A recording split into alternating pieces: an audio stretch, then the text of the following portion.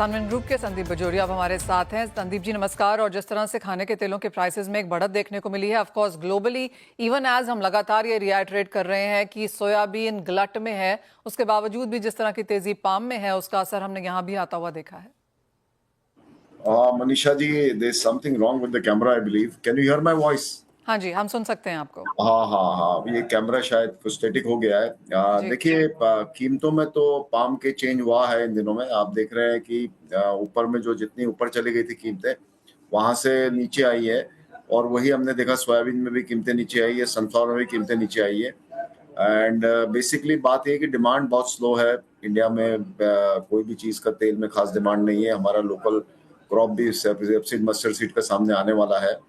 और वर्ल्ड में पाम की कीमतें तो इतनी ऊंची हो गई थी कि वो अपने आप को डिमांड किल कर रहे हैं वो लोग। उन्हें प्रोडक्शन इशू है, हम समझ सकते हैं। उनका प्रोडक्शन बढ़ना भी शुरू नहीं हुआ है, लेकिन फिर भी जितनी ऊंची पाम की कीमतें, उन्हें से डिमांड डिस्ट्रक्शन हो रहा है पाम का। हम इंडिया सोयाबीन का इंपोर्ट बढ़ा रहा है, लेकिन नियर बाय में हमें सोयाबीन फिर भी गलट हो गया है। हमारे यहाँ अच्छा इंपोर्ट हुआ है और सामने सॉफ्ट ऑयल कैपेबिलिटी इंडिया में अच्छी है। तो उस कारणों से हमें सोयाबीन में भी हम फॉरवर्ड खरीद रहे हैं अभी मई जून जुलाई का। हम मार्च अप्रैल का सोयाबीन ऑयल खरीद ले रहे हैं अभी। और पावर में हम लोगों ने जो ऊपर में काम हुआ था, समझिए 1210 20 30 तक काम हुआ था, वो अभी कल अर्जेंटीना कार्गो का 1175 में सनफ्लावर में काम हुआ है। तो जो कॉम्पिटिटिव ऑयल है उसमें थोड़ा बहुत काम हो रहा है। जो महंगे तेल है पाम जैसे, उनमें काम बहुत कम हो गया है। एंड समाउ हमें लग रहा है कि इंडिया में डिमांड जो है ना, बिकॉज कीमतें बढ़ गई है। जो 90 रुपए किलो का तेल हुआ करता था मनीषा जी 6 महीने पहले, और में जो 22-22% इम्पोर्ट ड्यूटी बढ़ी है और इंटरनेशनल प्राइस भी थोड़ी बढ़ी है, तो वो 90 रुपए किलो का तेल कंज्यूमर को भी 135 रुपए किलो का हो गया। अब 135 रुपए किलो के तेल में I think price elasticity of demand play कर रही है। एंड हमें लग रहा है कंजम्पशन जो हर साल 3% बढ़ता है, उसके अब ये साल 5% कंजम्पशन कम हो गया है अभी पिछले 5-6 महीने में। और उससे सब जगह पे सबको महसूस, जो भी इम्पोर्टर्स है या प्रोसेसर्स है, उनको ये लग रहा है कि डिमांड नहीं है। आई थिंक ये बहुत बड़ा प्ले हो रहा है वेज ऑयल में अभी।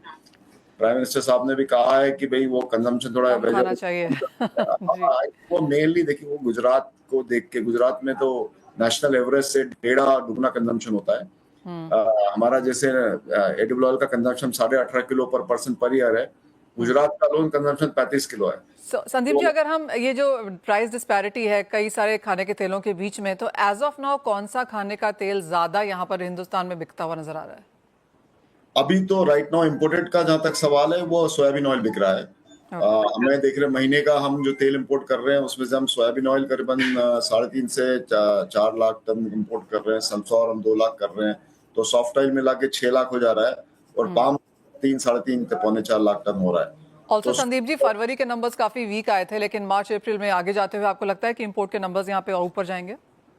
हाँ, थोड़ा बढ़ेगा इंपोर्ट, मतलब बहुत कम हुआ है दिसंबर जनवरी फरवरी में आई थिंक। लेकिन फिर भी मार्च में मुझे नहीं लगता इतना बढ़ाया होगा। अप्रैल में बढ़ेगा, अप्रैल में बढ़ाई होगी।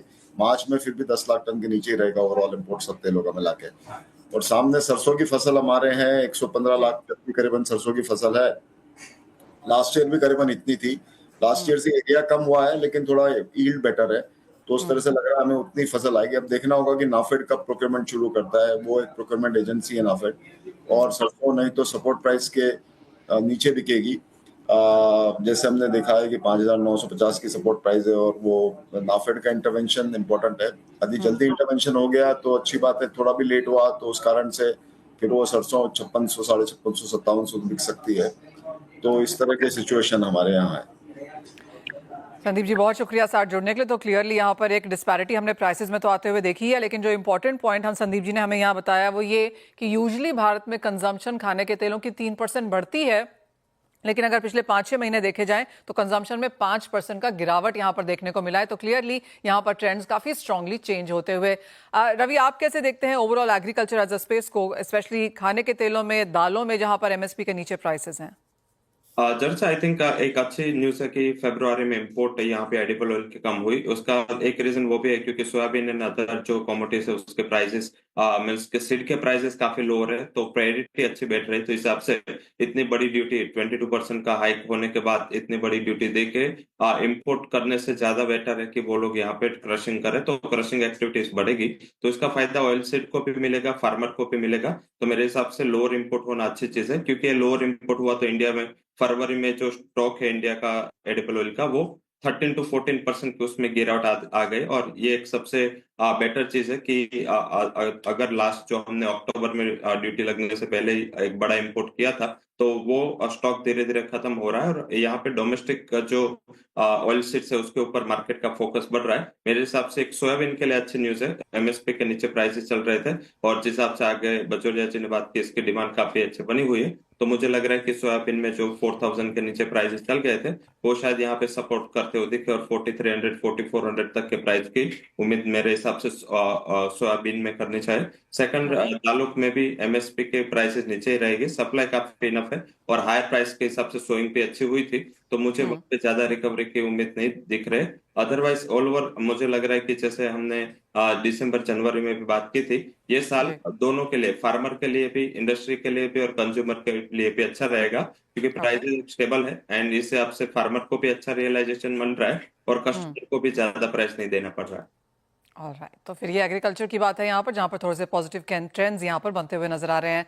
रवि एज ऑलवेज बहुत शुक्रिया साथ जुड़ने के लिए, उस सारे एनालिसिस के लिए। वेल इसी के साथ फिलहाल इस कार्यक्रम में इतना ही समय है, ब्रेक के बाद बात करेंगे इक्विटी मार्केट्स पर।